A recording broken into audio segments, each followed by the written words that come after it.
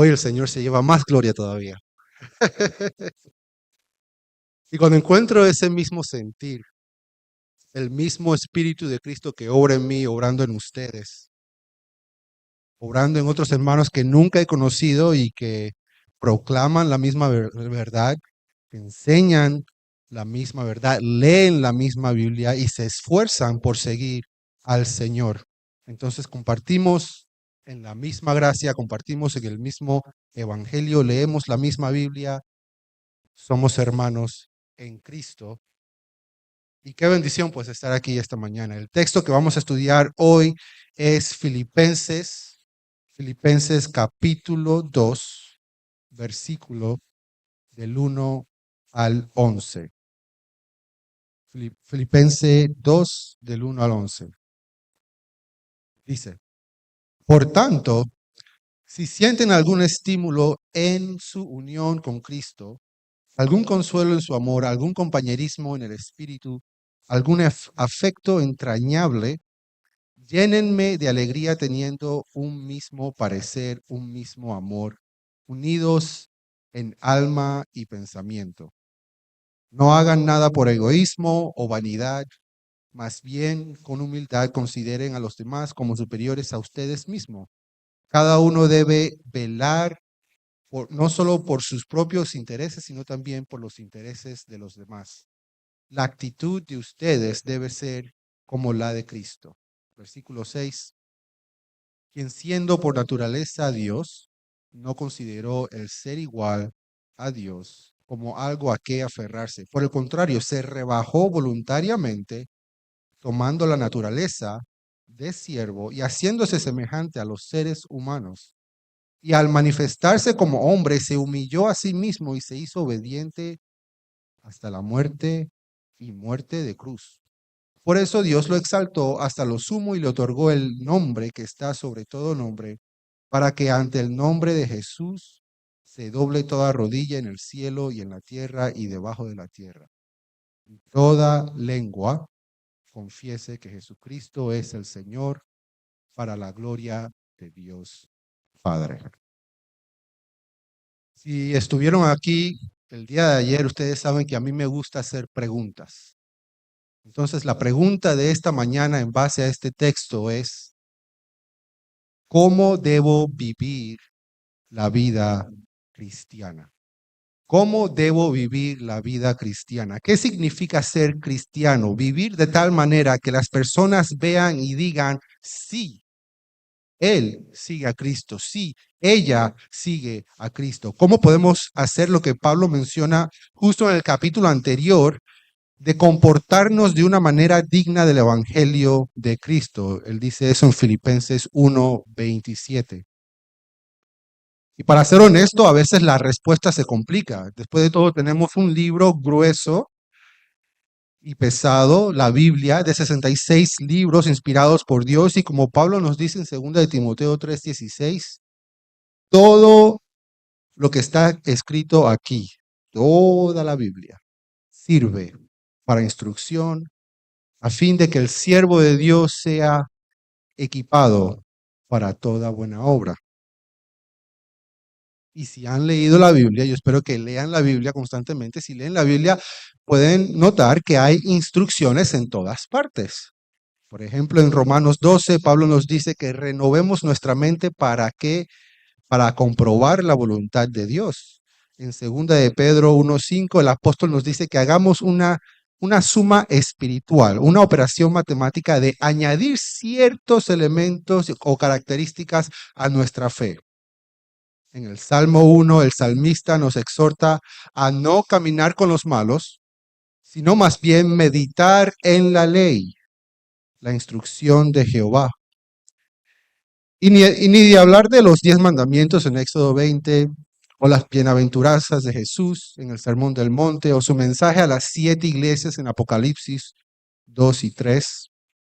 Y hay que mencionar Proverbios, Eclesiastés, Job, los libros que por su género son los libros de sabiduría, los libros sapienciales. Entonces, dependiendo del autor, dependiendo del género, dependiendo de su contexto histórico y del énfasis mismo del escrito del libro, vamos a encontrar una respuesta diferente a esta misma pregunta: ¿cómo debe vivir el cristiano? El cuadro que estoy pintando aquí, el panorama, es que, hermanos, cuando pecamos, no pecamos por falta de conocimiento. No cometemos errores porque Dios no nos ha dicho exactamente qué espera de nosotros. Él nos dijo qué desea, qué espera de nosotros, y es muy franco al respecto.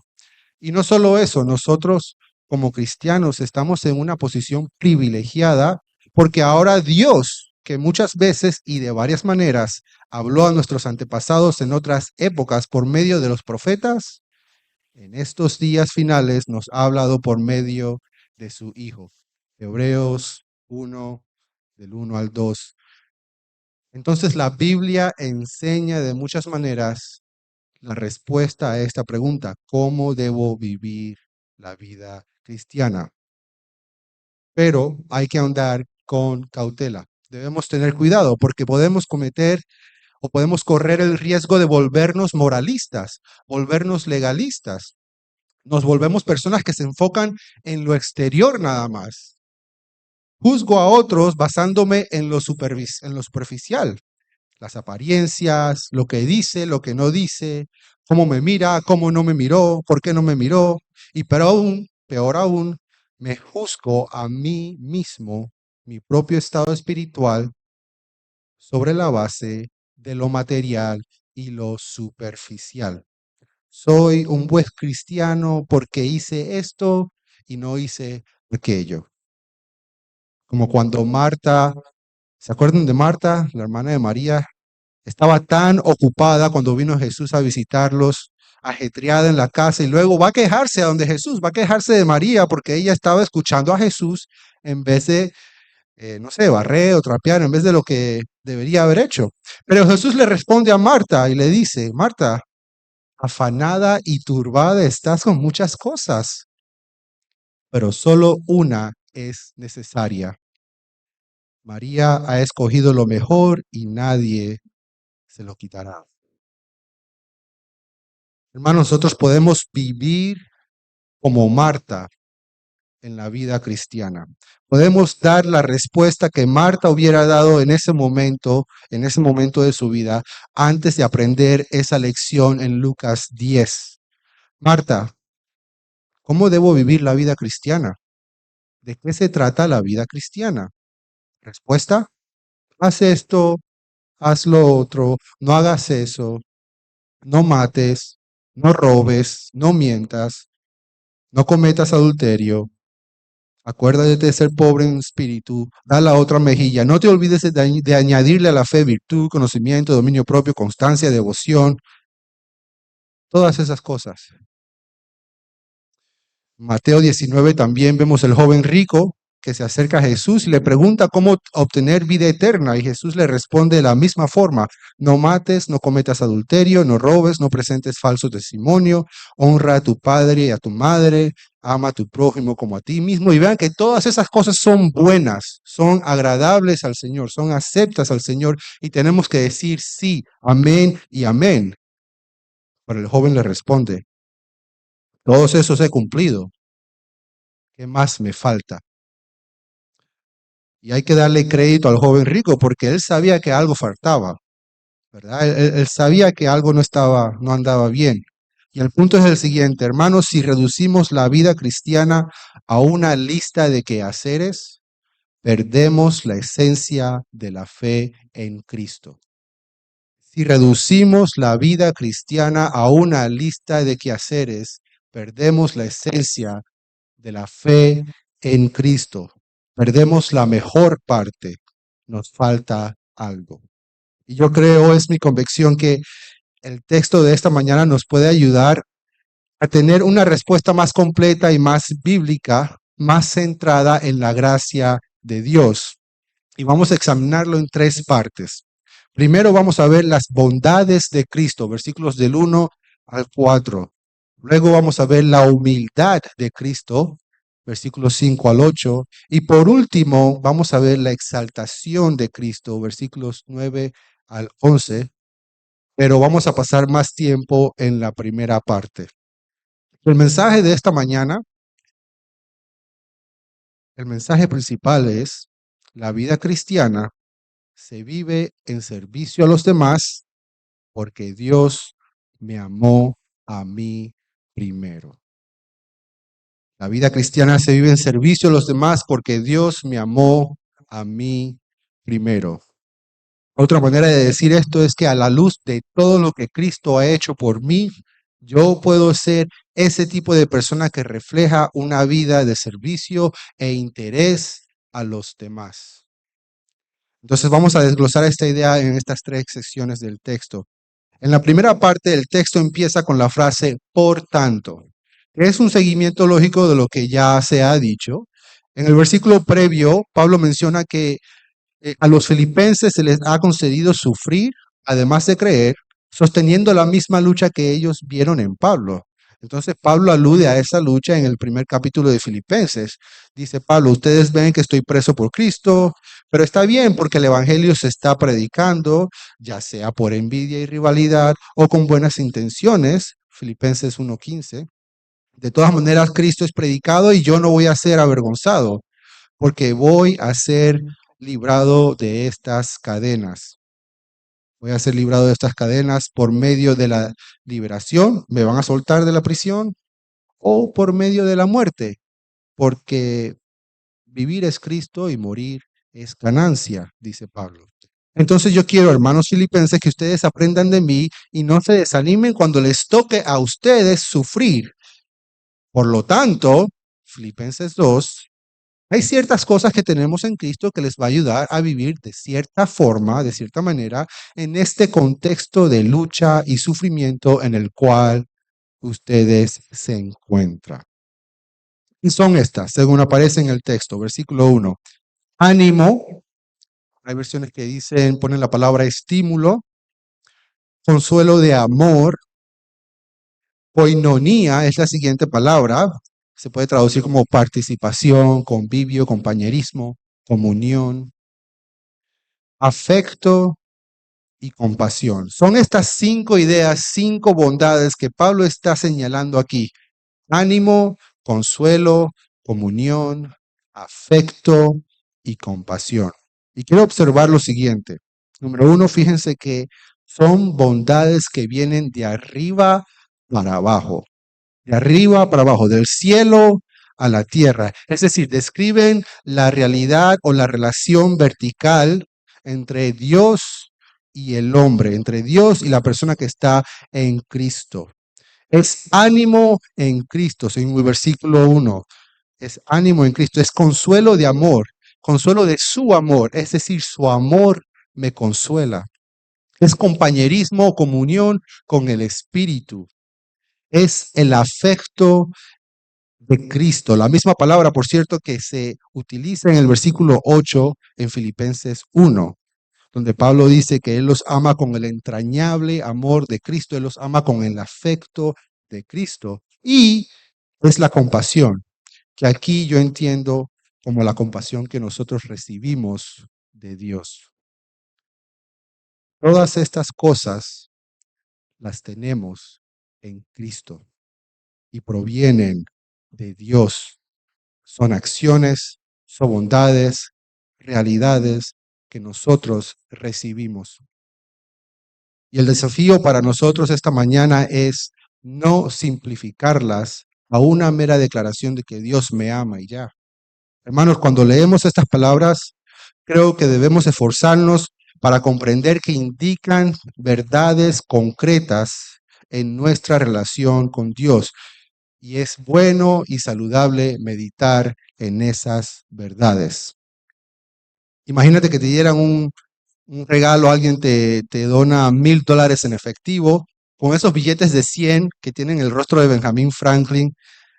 Y ahí está, toma. Recibes el dinero y te lo pones en el bolsillo y te vas. No, por lo menos yo no haría eso. Recibes el dinero, lo cuentas, por lo menos para verificar que te dieron el monto correcto. Pero hay algo satisfactorio en tomarse el tiempo de contar ese dinero pasárselo por las manos. Aquí tengo un billete, 2, 3, es mío. Hermanos, aquí en Filipenses 2, Pablo te está diciendo que existe algo infinitamente más valioso que todo el dinero del mundo y ya es tuyo. Es tuyo en Cristo.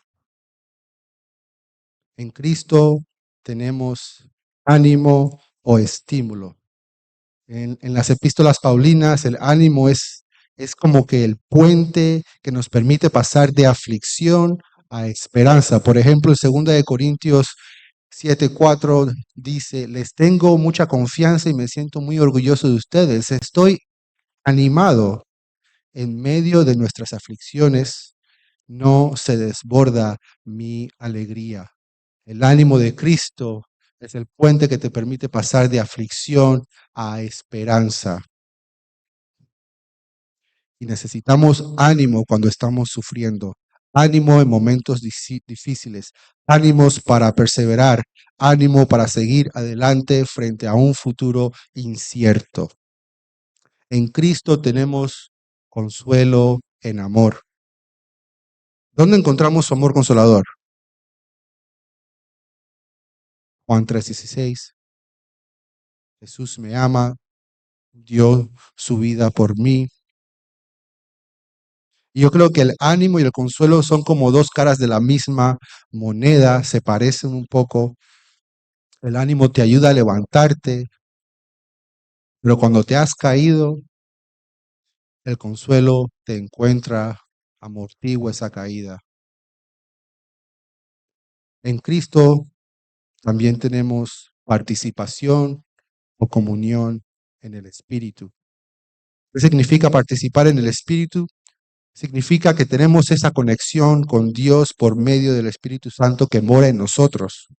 Esta es la forma en que yo interpreto el pasaje si estoy en lo correcto. Aquí estamos en el plano todavía vertical entre Dios y el hombre. Yo oro y tengo no solamente la satisfacción, sino la convicción y la garantía de que Dios me escucha y que el Espíritu también intercede por mí y que Dios me guía, que cuando yo le pido al Señor, dame sabiduría para saber qué hacer, Él me la va a dar. En Cristo, por último, tenemos afecto, del cual ya hablamos brevemente, y también tenemos compasión. ¿Cómo tiene Cristo compasión por nosotros? ¿Cuál sería un ejemplo de eso? Bueno, permítanme leerles Hebreos 4, versículos 14 y 15.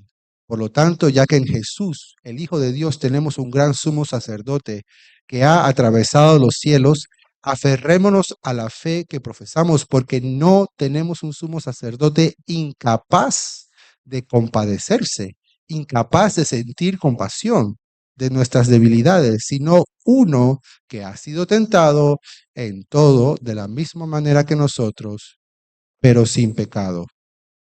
No tenemos un sumo sacerdote incapaz de sentir compasión. Cristo siente compasión por ti, por mí. Cristo te ama. Entonces, mis hermanos, si eres cristiano, si has vuelto a nacer, si crees que Jesús es el único camino a la vida eterna, esto es tuyo. Esto te pertenece. Fíjense que Pablo empezó el versículo de una forma aparentemente condicional, hipotética. Si tienen ese estímulo o ánimo. Pero también noten que el opuesto o inverso de esa oración condicional no está en el texto. Pablo, ¿qué pasa si no tenemos ánimo en Cristo? O no pasa nada, no pasa nada porque si eres cristiano ya tienes estas cosas y solo tienes que ser recordado de que ya las tienes. No es cuestión de tu estado de ánimo, no es cuestión de cómo te sientas ese día, que si llueve, que si no llueve, que si sale el sol o no. Estas cosas ya son realidades, verdades permanentes y fijas en tu vida. Por consiguiente, Punto número uno, hermanos, los cristianos necesitamos ser constantemente recordados del amor de Cristo y de sus bondades. Los cristianos necesitamos ser constantemente recordados del amor de Cristo por mí, por ti, por nosotros y de sus bondades. Piensa en estas cosas, medita en ellas. ¿Cómo puedo vivir la vida cristiana? ¿Cómo debo vivir la vida cristiana? Vivimos la vida cristiana recordando las bondades de Dios en Cristo. No una vez, no dos veces, no tres veces, todo el tiempo, todos los días. Este es el primer paso, la clave y el foco de la vida cristiana. Somos cristianos no por mérito, sino por lo que Dios ha hecho por mí. Como enseña Pablo en Gálatas, Pablo se enoja mucho con los Gálatas porque habiendo empezado en fe, ahora quieren terminar, perfeccionarse a través de las obras de la ley. Y Pablo dice, ¿cómo va a ser? Si empezaste en fe, tienes que seguir en fe. Con Cristo he sido juntamente crucificado. Ya no vivo yo. Lo que vivo en la carne lo vivo en la fe. Lo vivo ahora y sigo viviendo en la fe del Hijo de Dios. Si empiezo en fe, debo seguir hasta que me muera en fe. Y si empiezo por el amor de Dios, debo seguir hasta que me muera en el amor de Dios. Debo seguir recordando el amor de Dios, las bondades de Cristo hasta la muerte y la eternidad. Y cuando recordamos las bondades de Cristo, entonces podremos poner en práctica el servicio a los demás. ¿Por qué? Porque las bondades de Cristo son el requisito y la base para el servicio a los demás. De camino a El Salvador, en el avión estaba viendo una película que se llama Radical. Es una película sobre un maestro de escuela primaria que usa métodos pocos convencionales para llegar al corazón de los estudiantes, ¿verdad? Los estudiantes están en una situación un poco deprimente, la apatía reina en la escuela y muestra de eso es cuando hay una escena en donde el cuerpo estudiantil, todos los muchachitos están en fila y el director de la escuela está caminando entre ellos y empieza a recitar, pareciera como que el lema o la lección del día y dice el director, el silencio es la base de la obediencia. La obediencia es la base de la disciplina. Y la disciplina es la base del aprendizaje. Mostrando con eso que quieren aplastar las emociones, el ánimo, el aliento, la esperanza de estos estudiantes.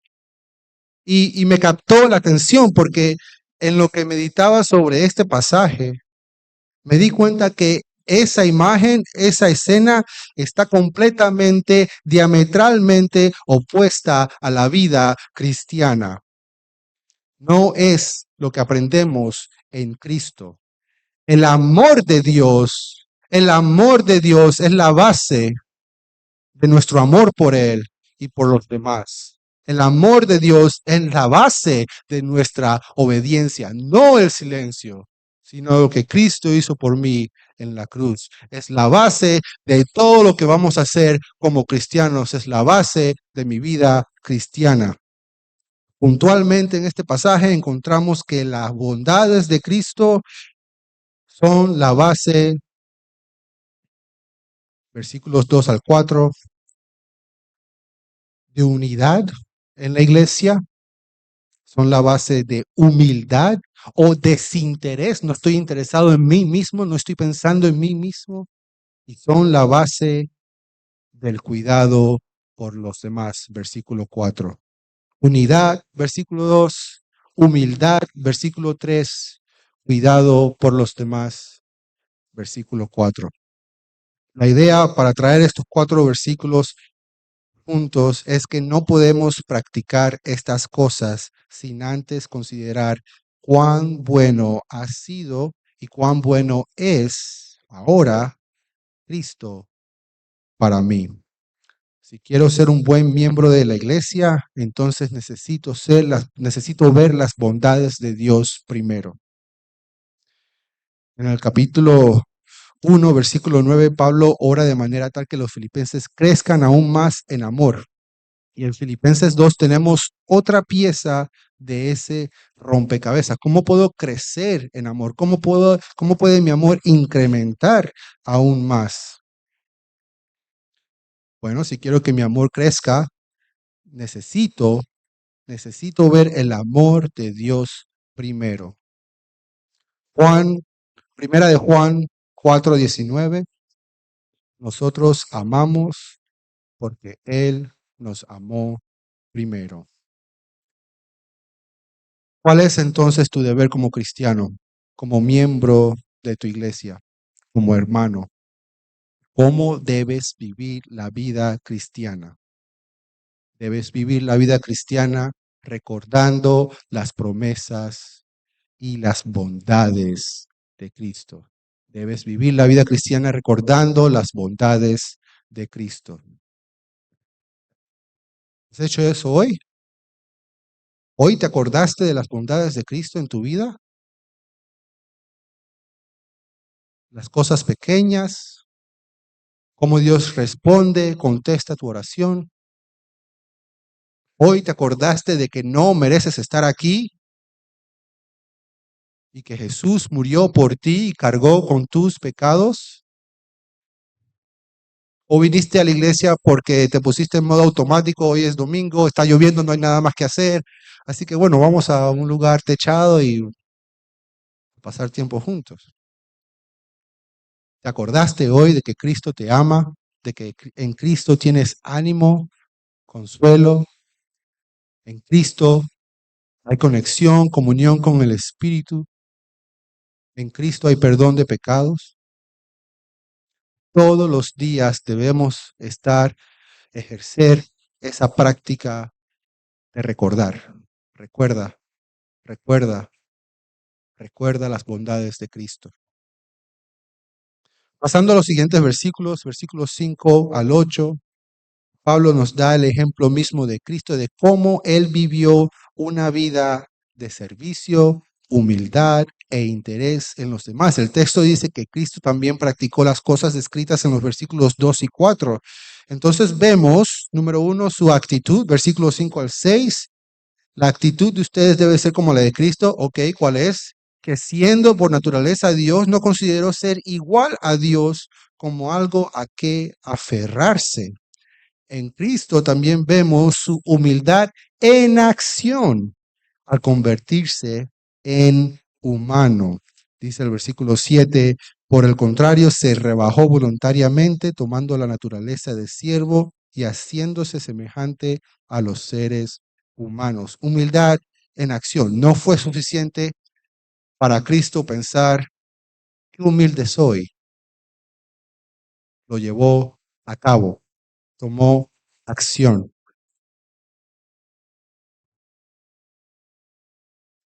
Noten el paralelismo entre el versículo 3, presten atención al versículo 3 y luego los versículos 6 y 7. El versículo 3 dice, no hagan nada por egoísmo o por vanidad, lo cual apunta al versículo 6. ¿Qué dice el versículo 6? Siendo por naturaleza Dios, no consideró ser igual a Dios. Luego sigue el versículo 3. Más bien con humildad consideren a los demás como superiores a ustedes mismos. Y es lo que encontramos en el versículo 7. Él se rebajó voluntariamente tomando la naturaleza del siervo. Entonces Pablo presenta estos principios al principio del capítulo y luego te muestra el ejemplo mismo de Cristo, de cómo en el caso de Cristo, Él practicó la humildad. Y la idea es, si Cristo puede practicar la humildad, ¿quién era Dios? Creo que yo también puedo practicar la humildad, que no soy Dios. La distancia entre Dios y el hombre es mucho más grande que la distancia entre Roberto y la cucaracha. Y aún así, Cristo recorrió esa distancia y bajó y se hizo hombre. se hizo hombre. Y esa mención, fíjense cómo la mención de la condición humana es descrita en este versículo. Dice que es la naturaleza de un siervo la que él tomó, la naturaleza de un esclavo, indicando no solamente, no necesariamente qué es lo que Dios piensa sobre los seres humanos, sino que nuevamente muestra esa distancia entre el ser divino y los seres creados. Que en comparación yo soy un esclavo, en comparación a Dios, a la experiencia divina de Cristo de eternidad a eternidad. Y en estos versículos también vemos el clímax de su humildad, su muerte en la cruz. Dice el versículo 8, al manifestarse como hombre, no fue suficiente ser humilde, no fue suficiente volverse hombre, sino que cuando se manifiesta como hombre, cuando se hace hombre, se humilla todavía aún más a tal punto que se hace obediente hasta la muerte. No fue suficiente morir, sino que tuvo que morir en la cruz. Por eso está este pasaje, estos versículos, justo después de este párrafo, de esta sección donde Pablo habla sobre la humildad, el servicio a los demás, porque se está mostrando el gran Rey de gloria, el Señor de señores, el único Dios, fue humilde y mira de qué manera lo hizo. Y así Pablo nos anima a ser humildes, siguiendo el ejemplo de Cristo. Es una humildad que se lleva a cabo en servicio a los demás, como reitera el versículo 4, cada uno debe velar no solo por sus propios intereses, sino también por los intereses de los demás. Y presten atención aquí, la humildad de Cristo, esto es importante, la humildad de Cristo no nace de un sentido de baja autoestima, de autocrítica o lástima por sí mismo. Cristo no bajó del cielo por castigo, porque se sentía mal, porque pensaba que no merecía las glorias eternas en la compañía del Padre y el Espíritu. La humildad de Cristo no tiene nada que ver con su propia lástima. Él baja a este mundo por amor. Él baja a este mundo por amor. Y es lo mismo que Pablo está tratando de enseñarles a ustedes hoy en esta mañana. Si tú quieres ser humilde, lo cual significa servicio a los demás, tú lo vas a hacer no porque te sientas mal por ti mismo o porque estás, eh, ¿cómo es que dicen los católicos? Estás haciendo penitencia o eres un gran pecador. Qué pobre soy yo, qué pequeño soy yo. Voy a servir a los demás porque me siento mal por mí mismo, porque me doy lástima a mí mismo. No, eso no es lo que dice el texto. Si tú vas a ser humilde y vas a servir a los demás, es porque Dios te amó a ti primero, porque estás recordando cuán grande es Dios. Y como dice Pablo en el primer capítulo de Filipenses, vivir es Cristo y morir es ganancia. ¿Qué más quiero? ¿Qué más necesito? Voy a servir. Voy a amar a mis hermanos en la iglesia, puntualmente aquí. Voy a mantener la unidad. Voy a mantener el cuidado por los demás. Voy a orar por ti, por la persona a mi lado. Voy a velar por los intereses de los otros, porque Cristo me amó a mí primero, no por lástima, no por lástima. Dios no te quiere a ti porque te ganaste nada. Entonces, ¿por qué vas a seguir en la vida cristiana como si no necesitas hacer más para que Él te ame? No es así. La humildad, como la describe Pablo aquí, no tiene que ver conmigo tampoco. Eso sería egoísta, egocéntrico, La humildad tiene que ver con los demás. Voy a repetir eso. La humildad no tiene que ver conmigo. No se trata de cómo yo pienso de mí mismo. No, estás cometiendo el mismo error. No para de pensar en ti. Piensa en lo que Cristo ha hecho por ti y piensa en los demás. Quítate del medio. La humildad tiene que ver con los demás. El amor de Dios y no la lástima es el motor que impulsa la vida cristiana y que impulsa el servicio a los demás.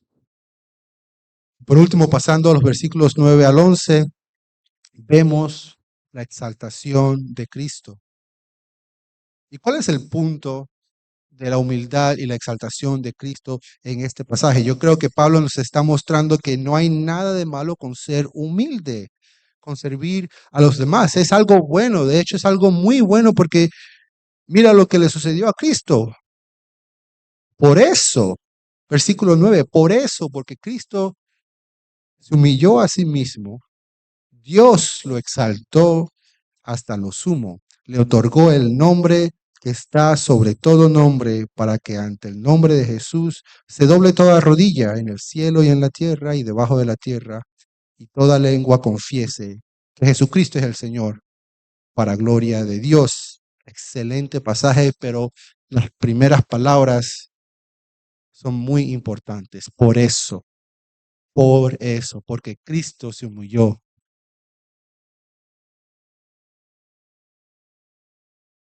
Por otra parte, quiero señalar lo siguiente. Número uno, Cristo no se exaltó a sí mismo. Dice el texto muy claramente, Dios lo exaltó. Él no se exaltó a sí mismo, Dios lo exaltó. Esto nos enseña que la única exaltación que cuenta, mis queridos hermanos, que vale la pena, es la que proviene de Dios. Así como no nos ahogamos en remordimientos y lástima, tampoco no nos preocupamos por nuestra reputación, nuestro reconocimiento, nuestra fama frente a los demás. Si somos exaltados, que sea y que venga de Dios, no por los hombres. Y esto también nos remonta y hace contraste con aquellas personas en el capítulo 1 que estaban predicando para vanagloriarse. ¿Se acuerdan? En Filipenses 1:15 dice, es cierto que algunos predican a Cristo por envidia y rivalidad. Y luego en el versículo 17, esas personas predican a Cristo por ambición propia y no por motivos puros. Cristo bajó no por ambición propia, sino con motivos puros. No lo hizo por rivalidad, no lo hizo por ambición. Y nosotros debemos seguir en sus pasos también. Y por otra parte, aprendemos de estos versículos que no es mi nombre o el tuyo el que va a recibir última gloria, última adoración en el plano eterno. Es el nombre de Cristo para la gloria de Dios Padre. Nuevamente, esto pone de relieve la vanidad de vivir una vida centrada en sí, siempre buscando reconocimiento, siempre buscando los likes, los me gusta de Twitter, siempre buscando fama y nunca estando satisfechos. Hermanos, esa no es manera de vivir la vida cristiana. Esa no es manera de servir a los demás. Entonces, volviendo a la pregunta inicial de hoy, ¿cómo debo vivir la vida cristiana? La vida cristiana se vive sobre la base de las bondades de Cristo. Esto me permite ser humilde, servir a los demás, mantener la unidad con otros hermanos. La base de mi unidad con los hermanos no es tener la misma postura teológica sobre asuntos terciarios. La base de la unidad es el amor de Dios.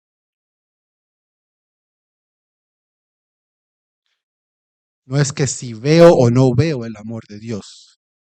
No es mi percepción del amor de Dios.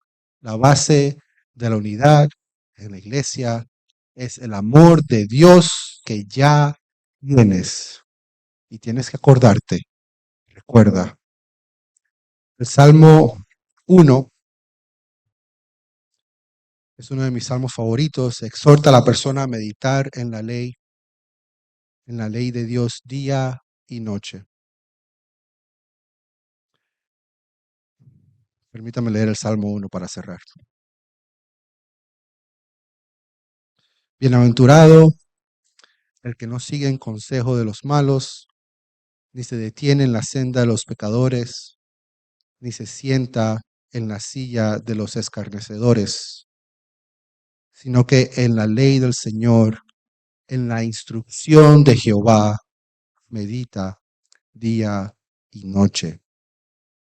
Hermanos, yo les digo a ustedes hoy, bienaventurados los que meditan en las bondades de Cristo día y noche.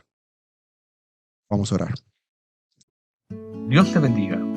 Realmente es un privilegio para nosotros que puedas escuchar el mensaje de la palabra de Dios. Esperamos que Dios obra en tu vida grandemente a partir de lo que puedas escuchar y aprender a través de este sermón.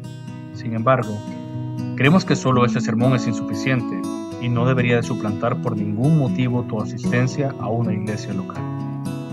La iglesia local es el medio por el cual Dios obra en la vida de su pueblo. Te motivamos a que busques una iglesia sana donde congregarte o puedas contactarte con nosotros en nuestras redes sociales para que nos puedas visitar. Será un gusto poder servirte y que podamos juntos adorar a Dios en comunión con sus redimidos mientras aprendemos de su palabra. Que el Señor te bendiga.